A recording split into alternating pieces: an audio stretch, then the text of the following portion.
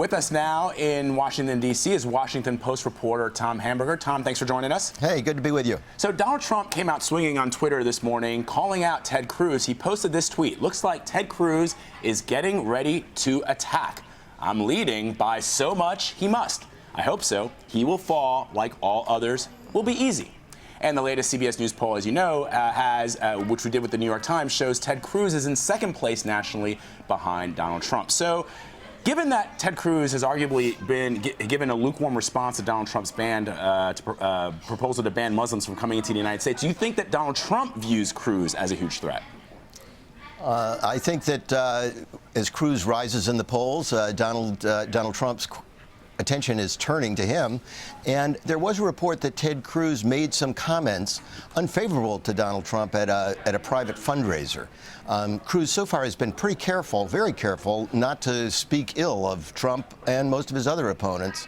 But this comment was picked up, and Donald may be, from that tweet we saw this morning, is getting ready to do battle with Senator Cruz. That's the way it looks. So I want you to look into your crystal ball and tell me, do you expect Cruz and Trump to really be the pair, the last two men standing, duking it out at the GOP nomination next year?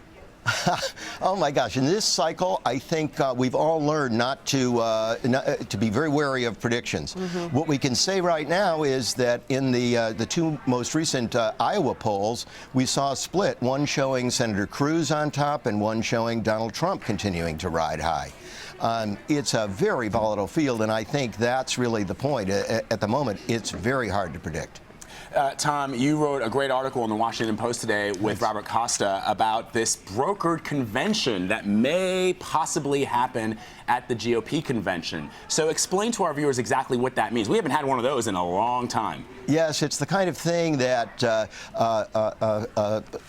political obsessives sort of dream of. We haven't seen a brokered convention on the Republican side since 1976, the year that an upstart Ronald Reagan was challenging the incumbent President Gerald Ford.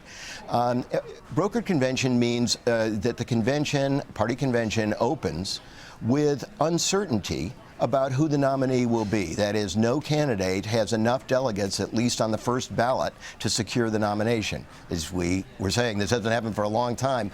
If at this convention, one of the things that we reported today in the Washington Post is that party leaders meeting just earlier this week at a private dinner were preparing for the possibility of a brokered convention, acknowledging that things are so tight and that the field is so large that that there's a fair likelihood now that when the convention opens in Cleveland in July, there will not be a nominee who has enough delegates to secure the nomination.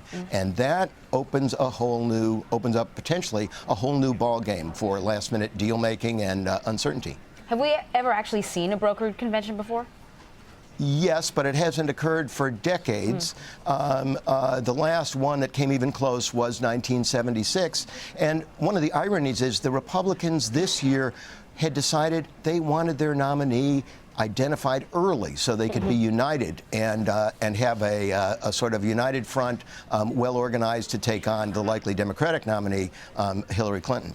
And I guess, Tom, the question is, if the Republican Party coalesces around trying to dislodge Donald Trump, he makes a third-party run. I mean, is there any chance that they can defeat whoever the Democratic nominee is? Well, of course, that is a great fear among Republicans, that Donald would do that, and he's held open the possibility. It's actually a tough thing to do.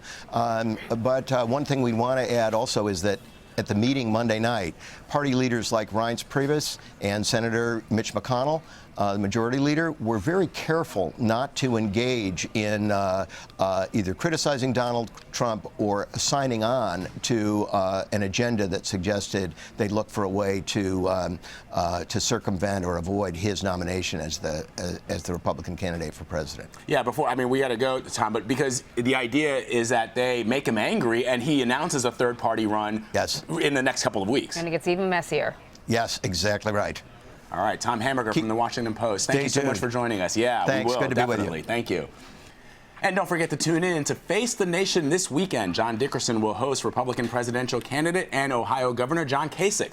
Plus, they'll share more video from a focus group Republican strategist Frank Luntz conducted earlier this week on Donald Trump's proposed Muslim ban. That is this Sunday, only on CBS.